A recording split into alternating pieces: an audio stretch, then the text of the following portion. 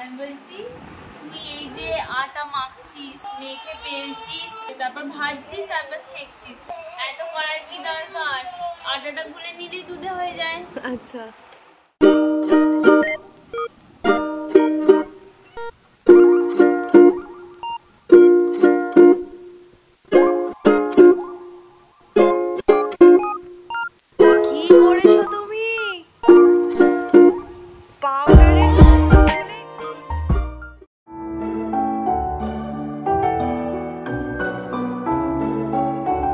বন্ধুরা, কেমন আছো সবাই? আমার চ্যানেলে সবাইকে স্বাগত জানিয়ে আবার নতুন আরেকটা ব্লগ শুরু করছি।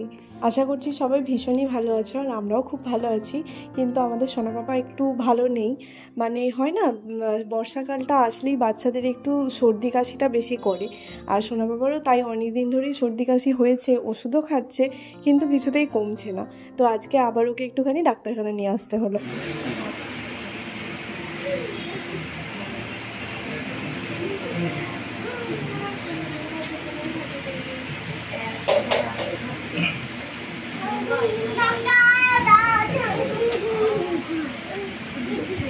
আর নীল না একদম স্থির হয়ে থাকতে চাইছিল না, ওই কারণে ওকে নিয়ে একটুখানি ঘোরাফেরা করতে হচ্ছিল। আর আজকে জানো তো, অনেকগুলো ভিডিও করা হয়েছিল, মানে আমার ননদের ফোনে ছিল ভিডিওগুলো। আর আমি আজকে এত তাড়াহুড়ো করে বেরিয়েছিলাম যে ফোনটাই নিতে ভুলে গিয়েছিলাম। তো নেহার ফোনে করেছিলাম ভিডিওগুলো, কিন্তু তারপরে ওর ফোন থেকে না ডিলিট হয়ে যায়, মানে আমাকে সব পাঠানোর আগেই ডিলিট করে ফেলেছে। তো সেই কারণে কতগুলো ক্লিপ আমার কাছে নেই। তো আজকের ভিডিওটা ওই কারণে মনে হয় একটু ছোটোই হবে। আর এই যে আমরা ওষুধগুলো কিনতে ঢুকে পড়েছি, আর এই বাচ্চাটাও না ডাক্তার দেখাতেই এসেছিলো আর কি, ওর বাবা মা ওষুধ কিনছে, তো ও দাঁড়িয়েছিল আর নীলকে ভাই ভাই করে আদর করছে, আর বলছে কেন ভাই কথা বলছে না, ভাই কেন কথার উত্তর দিচ্ছে না। আর ওইখানে মানে ডাক্তারখানায় যতক্ষণ ছিল এত ছটপট করছিল, মানে ছেলেটা খুব দুরন্ত জানো তো, দেখেই বোঝা যাচ্ছিল। এদিকে ডাক্তারখানা থেকে আমাদের বেসিক্যালি বাড়ি চলে আসারই কথা ছিল, কিন্তু আমরা বাড়ি আসিনি, কারণ নেহার একটা দরকার ছিল আর কি, বুঝতেই পারছো, জুতোর দোকানে এসেছি, ওর একটা জুতোর দরকার ছিল। তো সেই কারণে আমরা গিয়েছিলাম। তারপরেই যে ভিডিওগুলো ছিল সেই সমস্ত ভিডিওগুলোই আর ওর কাছে নেই, তো সেগুলোই আর দেখাতে পারলাম না।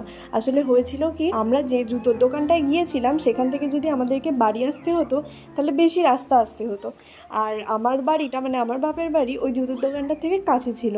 তো আমরা ভাবলাম যে তাহলে এখন আমি আমার বাড়িতে চলে যাই, তারপরে সবাই মিলে যখন রিত বাড়ি যাবে দুপুরবেলা কাজ থেকে, তখন ওর সাথে দুপুরবেলা বাড়ি চলে যাব। তো রিত তারকেশ্বরেই গিয়েছিল, মানে ওর কাজটা আজকে তারকেশ্বরেই ছিল। তো যথারীতি আমরা চলে গেছিলাম।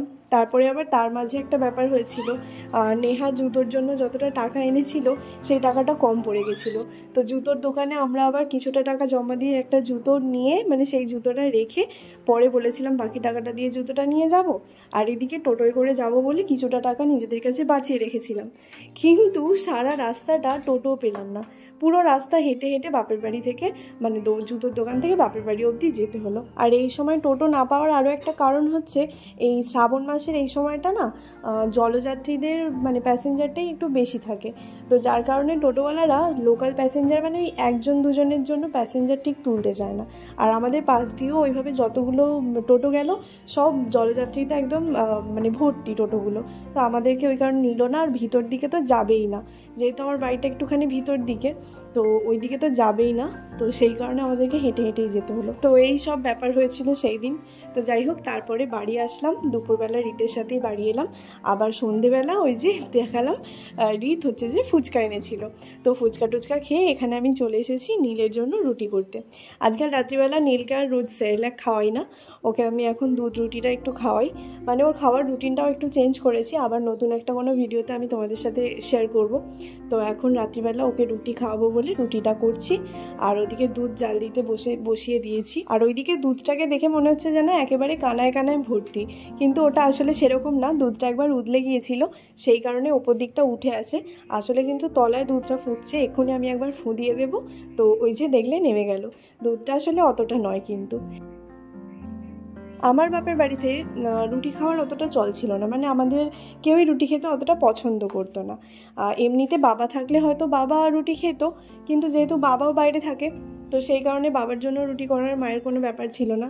আর আমি, দাদা, মা কেউই রুটি খেতে পছন্দ করতাম না। বিয়ের পরেই এখানে এসে দেখছি যে রোজের রাত্রিবেলা রুটি হয়। তো এখানে কিন্তু থাকতে থাকতে আমিও রুটি করাটা কিছুটা শিখে গেছি। না হলে আমি কিভাবে রুটি করতে হয় একদমই জানতাম না কিন্তু। আর এখন আটা বা ময়দা মাখা, বেলা, ভাজা সবটাই শিখে গেছি। তো এই যে রুটিটা ভাজা হয়ে গেছে, এবার সেঁকে নেব। তবে কি জানি ঠিক বললাম কি না, কোনটা ভাজা আর কোনটা সেঁকা বুঝতে পারি না। আর এই যে অন্যমনস্ক হয়ে একদিকটা একটু পুড়িয়ে ফেললাম। তবে অসুবিধে কিছু নয়, নীল তো খাবে শুধু রুটির ছালটা, মানে যে দিকটা পুড়েছে সেই দিকটা খাবে না, অন্য দিকটা খাবে। তো রুটিটা কিন্তু ভালোই ফুললো, কিন্তু একদিকটা পুড়ে গেল, তাই এই রুটিটাও ভালো করেই ফুললো। তো এই যে রুটি করা আমার হয়ে গেছে, আর এবার চলে যাব নীলের খাবার তৈরি করতে, মানে দুধের সাথে রুটিটাকে তৈরি করতে। আর কিভাবে তৈরি করি সেটাও তোমাদেরকে দেখাবো।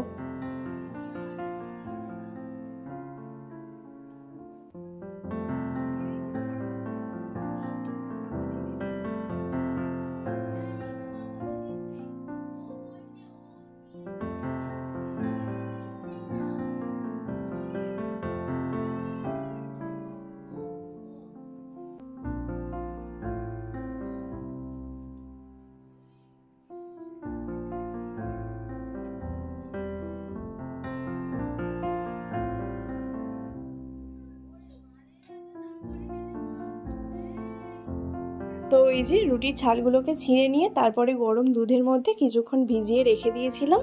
আর এবার এই রুটিগুলোকে একটু ভালো করে স্ম্যাশ করে নেব, যাতে নীল খেতে পারে। এখনও তো নীল অতটা চিবিয়ে খেতে পারে না, যে গোটা গোটা রুটিগুলো থাকলে হবে, মানে ওর অসুবিধে হবে, সেই কারণে। আর দেখবে গরম দুধের মধ্যে দিলে না রুটিটা নরম হয়ে যায়, তখন স্ম্যাশ করা খুব সহজ হয়ে যায়। তো আর এখনই নেহার একটা বক্তব্য শোনো তোমরা। কি তোর বক্তব্যটা কি? আমি বলছি, তুই এই যে আটা মাখছিস, মেখে বেলছিস, তারপর সেঁকছিস, তারপর ভাজছিস, তারপর সেঁকছিস, এত করে আবার রুটিটা ছিঁড়ে আবার দুধে ভিজিয়ে নরম করছিস, যে এত করার কি দরকার? এত করার কি দরকার? আটাটা গুলে নিলেই দুধে হয়ে যায়। আচ্ছা, তারপর আরেকটা কি বুদ্ধি দিলি? আটাটা যদি কাঁচা মনে হয়? হ্যাঁ, আটাটা এবার বলতে পারিস আটাটা কাঁচা মনে হয়, মানে শুকনো করাতে একটু গরম করাতে বলতেই পারি। আচ্ছা, সুজির মতো। আচ্ছা, কি করেছো তুমি? পাউডারের কৌটো খুলে নীল, তুমি চোখে মুখে পাউডার! এ বাবা, কি অবস্থা এটা!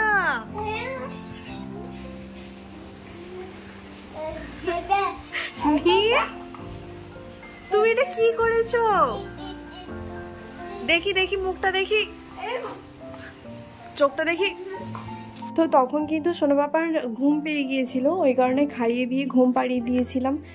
আবার কিছুক্ষণ পরে এই যে ঘুম থেকে উঠে তাণ্ডব করছে, এদিকে দেখি পাউডারের কখন দেখিনি, অন্যমনস্ক হয়ে গিয়েছিলাম, আর পাউডারের কৌটোটা খুলে এইভাবে পাউডারটা ছড়িয়েছে, মেখেছে।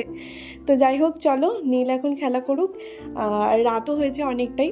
তো চলো, যাই হোক, আজকের ভিডিওটা এখানেই শেষ করছি। সবাই খুব ভালো থেকো, সুস্থ থেকো, দেখা হবে তোমাদের সাথে আবার নতুন আর একটা ভিডিওতে। ততক্ষণের জন্য টাটা।